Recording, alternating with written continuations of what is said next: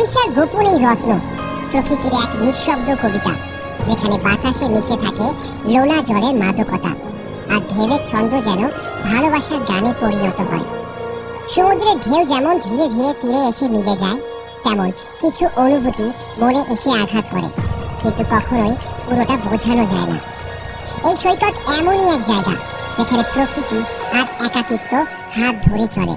উড়িষ্যার সমুদ্র উপকূলে আছে দুটো মনোমুগ্ধকর সৈকত, দুবলাগুড়ি আর বাগদা বিচ। দুটোই প্রকৃতির এক অসাধারণ উপহার, কিন্তু অভিজ্ঞতা ভিন্ন। তাই প্রশ্ন একটাই, কোনটা তোমাদের জন্য উপযুক্ত গন্তব্য?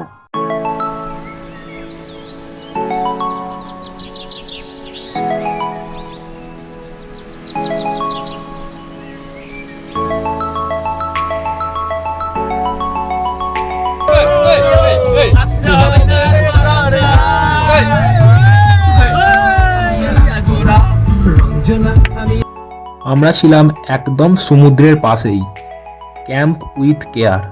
এখানে দাদাদের ব্যবহার যেরকম সুন্দর, সেরকম তাদের কথাবার্তাও অনেক সুন্দর। আর খাওয়া দাওয়া নিয়ে তো কোনো কথাই হবে না। স্ন্যাক্স থেকে শুরু করে লাঞ্চ, ডিনার, ব্রেকফাস্ট আলাদাই।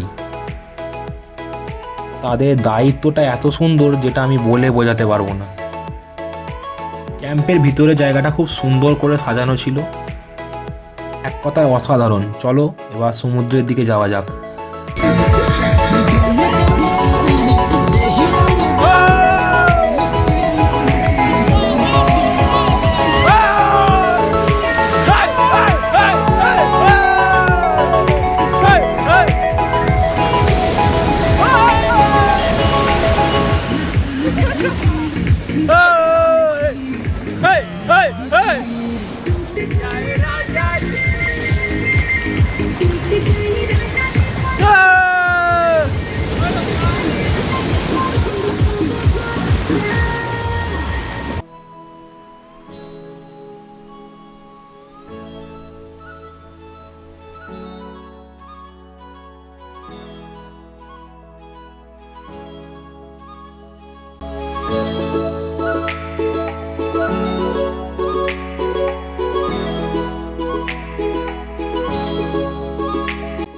এই ছিল আমাদের হোটেল থেকে তোলা ড্রোন শ্যুট।